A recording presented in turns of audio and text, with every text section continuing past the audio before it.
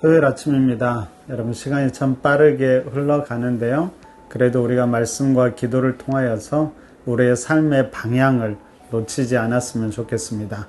또한 말씀을 통하여서 하나님의 뜻도 깨닫고 기도를 통해서 우리의 삶의 기도 응답의 열매도 누리시기를 간절히 바랍니다. 그런 기대와 소망으로 오늘도 함께 민수기 말씀 살펴보고 나누도록 하겠습니다. 먼저 사도신경으로 함께 신앙 고백하겠습니다. 나는 전능하신 아버지 하나님 천지의 창조주를 믿습니다. 나는 그의 유일하신 아들 우리 주 예수 그리스도를 믿습니다. 그는 성령으로 잉태되어 동정녀 마리아에게서 나시고 본디오 빌라도에게 고난을 받아 십자가에 못 박혀 죽으시고 장사된 지 사흘 만에 죽은 자 가운데서 다시 살아나셨으며 하늘에 오르시어 전능하신 아버지 하나님 우편에 앉아 계시다가 거기로부터 살아있는 자와 죽은 자를 심판하러 오십니다. 나는 성령을 믿으며 거룩한 공교회와 성도의 교제와 죄를 용서받는 것과 몸의 부활과 영생을 믿습니다. 아멘. 자, 오늘 우리가 함께 나눌 말씀 민수기 16장입니다. 여러분, 저번에도 말씀드렸지만 민수기는 크게 세 부분으로 나눌 수가 있죠. 먼저 1장부터 10장까지는 이제 성막 완성 이후 이스라엘 백성들이 가나안 땅을 향해서 시내산을 떠날 준비를 하는 장면입니다.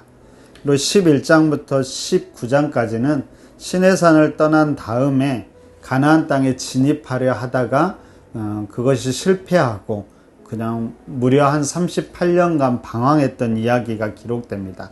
그리고 마지막 20장부터 마지막까지 출애굽 2세대들이 요단 동편 모압 평지까지 이동하는 이야기가 나옵니다.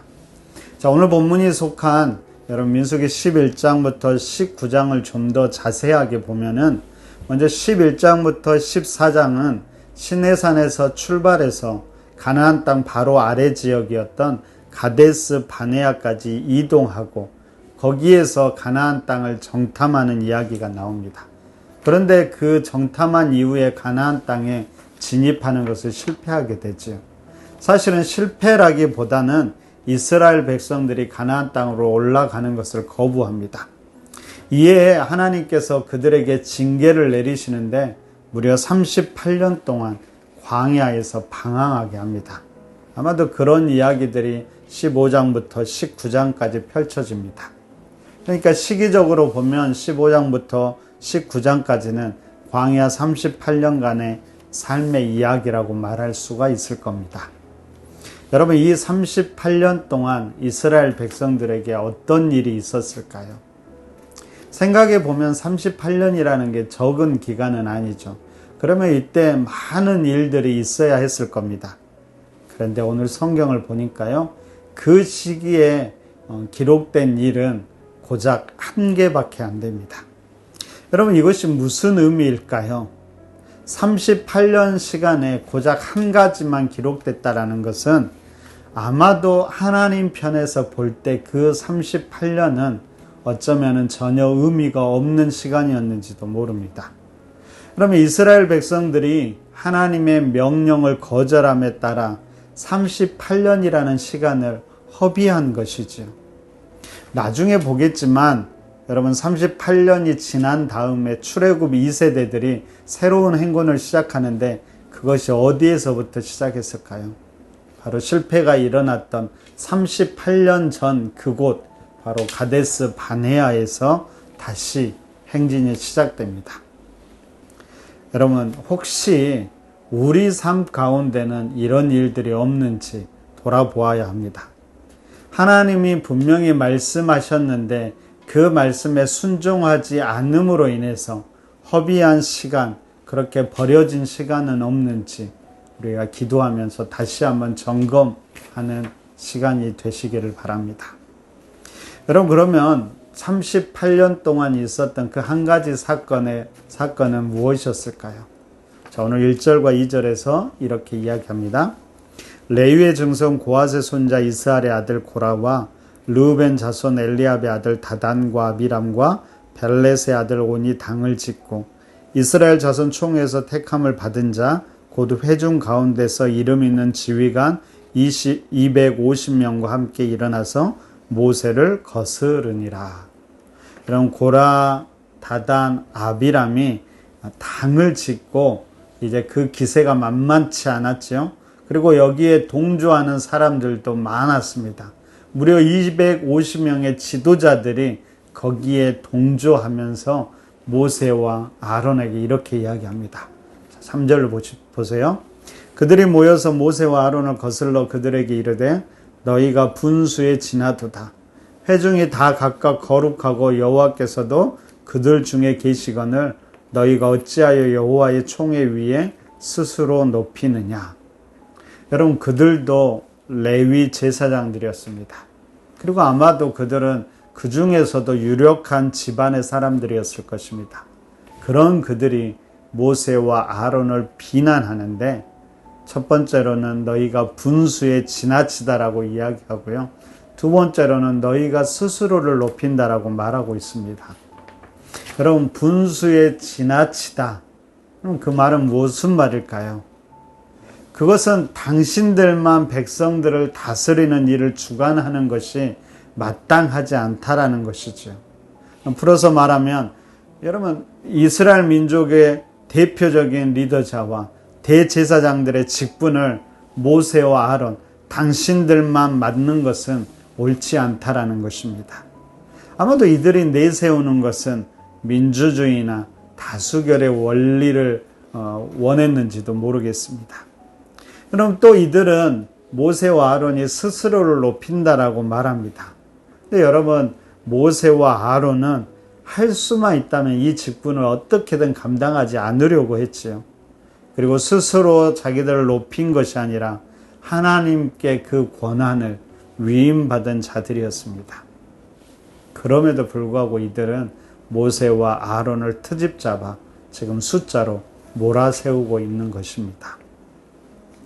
오늘 본문을 통해서 우리가 한 두 가지 정도를 꼭 생각해 보았으면 좋겠습니다. 첫째는 여러분, 오늘 이러한 공동체 내부의 갈등, 이것은 어떻게 보면 리더십의 문제인 것만 같습니다. 근데 여러분, 이 갈등의 근본적인 원인이 무엇인지 우리는 잊지 말아야 합니다. 아마도 이 갈등의 시작은 오늘 민수기 13장과 14장, 바로 가나안 땅 점령의 실패, 더 근본적으로 이야기하면 하나님께 순종하지 못함을 통해서 거기에서 일어났던 관계의 깨어짐이 시작이라고 말할 수 있을 것입니다. 여러분, 하나님과의 관계가 깨어진 공동체는 필연적으로 내부에 분열이 오게 됩니다. 그렇기 때문에 내부에 어떤 갈등과 분열이 일어났을 때 먼저 우리가 생각해야 되는 것은 우리 공동체가, 우리 개인이 다시 하나님과의 관계를 잘 맺고 있는가를 살펴보아야 하죠. 다시 시선을 먼저는 하나님께 돌리는 일이 필요하다라는 겁니다. 두 번째 오늘 보고 싶은 것은요, 바로 이러한 때 모세의 반응이 어떠했는가 하는 것입니다. 그럼 오늘 4절에 보니까 바로 모세가 이 말을 들었을 때 엎드렸다라고 성경은 기록하고 있지요. 그러면 엎드렸다라는 것은 무슨 말일까요? 모세가 하나님께 고하고 하나님께 기도했다라는 것입니다. 자, 고라와 무리들이 함께 떼지어 와서 막 항의할 때 그 이야기를 다 듣고 모세가 즉각적으로 그들에게 반응한 것이 아니었고 오히려 모세는 하나님 앞에 엎드리는 사람이었다라는 것입니다. 이때만이 아니었을 겁니다. 출애굽 이후에 광야를 걸어오면서 이스라엘이 불평할 때마다, 그리고 어떤 문제가 생길 때마다 모세는 엎드리는 사람이었습니다. 모세는 바로 문제를 하나님께 가져갈 줄 아는 사람이었지요. 여러분, 성경이 이런 모세를 어떻게 평가할까요? 바로 충성되다라고 이야기하고요, 온유하다라고 말합니다.